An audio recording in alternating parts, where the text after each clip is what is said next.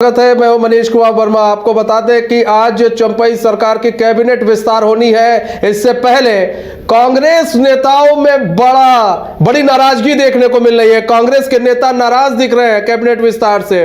तो बड़ी खबर आपको बता रहे हैं इस वक्त की।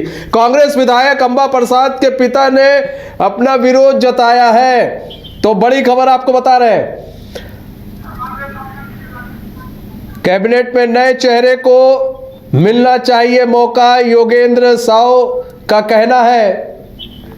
तो अब जो है नाराजगी भी देखने को मिल रही। धीरे धीरे नए चेहरे को नहीं मिला मौका तो होगा विरोध। योगेंद्र साव का ये कहा जा रहा है। योगेंद्र साव ने ये बातें कही हैं। तो कैबिनेट विस्तार से पहले कांग्रेस में अभी हो मंथन, योगेश साव ने बातें कही हैं। और कैबिनेट विस्तार से पहले ये जो बड़ी नाराजगी वो देखने को मिली। हमारे साथ हमारी संवाददाता जुड़ी हुई है, करिश्मा जुड़ी हुई है। करिश्मा, कांग्रेस की नाराजगी अब धीरे धीरे सामने आने लगी है।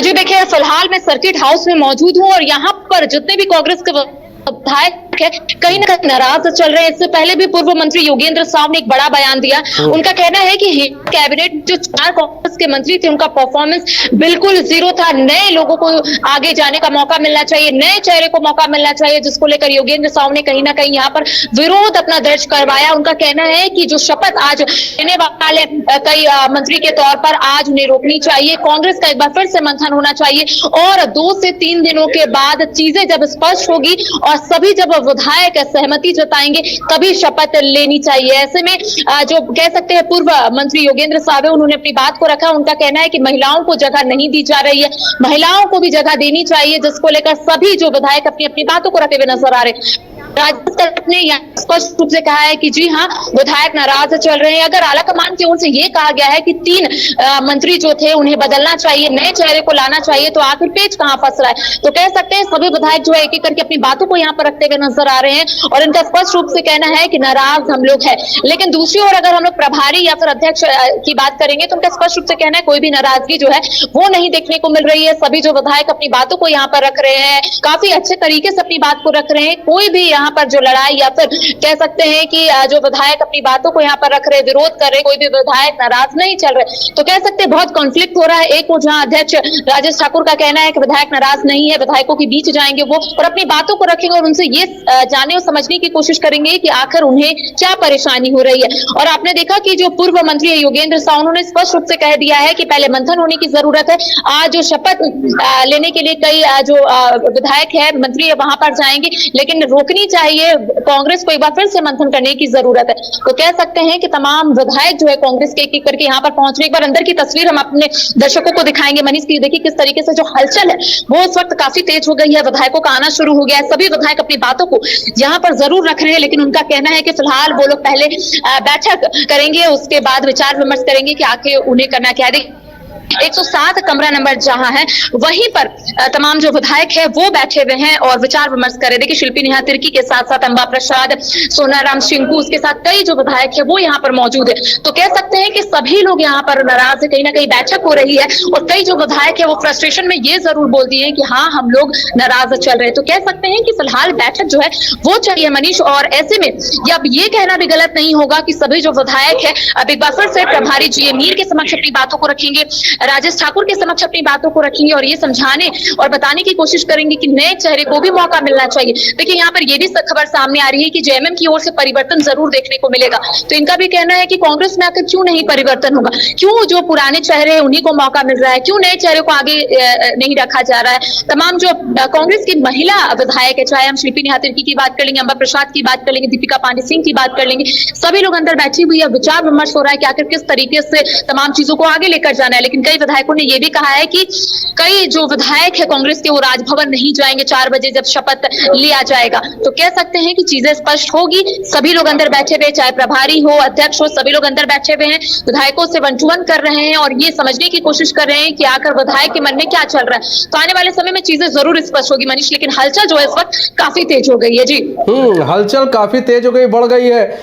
नीरज, इस वक्त अगर हम बात करें राजभवन में क्या कुछ कुछ आप खड़े वहां पर क्या कुछ अपडेट आ रही है? और यहाँ तो देखिए जो हम लोग बात कर रहे थे वही हो रहा है। अब कांग्रेस में नाराजगी देखने को भी मिल रही है। अंबा प्रसाद के पिता नाराज दिख रहे हैं।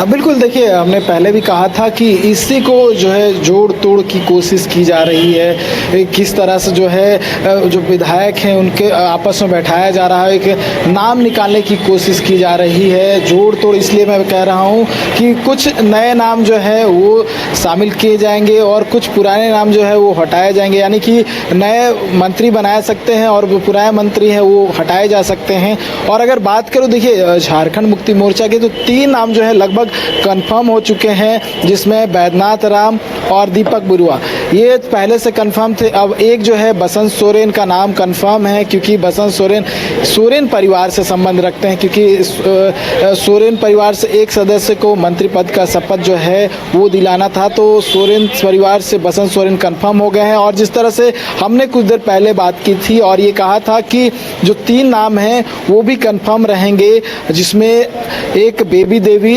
जो कि मंत्री हैं, उसके साथ साथ अगर बात करूं जो अल्पसंख्यक मंत्री हैं हफीजुल हसन, उनका नाम भी था, वो भी नहीं बदले जाएंगे। और तीसरा जो कि झारखंड मुक्ति मोर्चा के करीबी नेता है, कद्दावर नेता है और हेमंत सोरेन के काफ़ी करीबी माने जाते हैं, वो है मिथिलेश ठाकुर।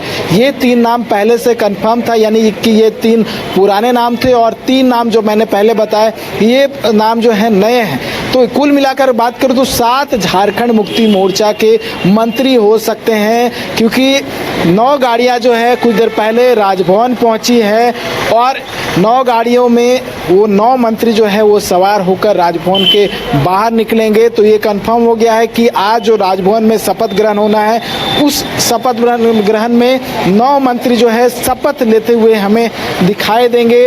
और नए चेहरे भी उसमें हो सकते हैं, कुछ पुराने चेहरे भी हो सकते हैं, लेकिन चंपई सोरेन सरकार में 12 जो है मंत्री शामिल रहेंगे।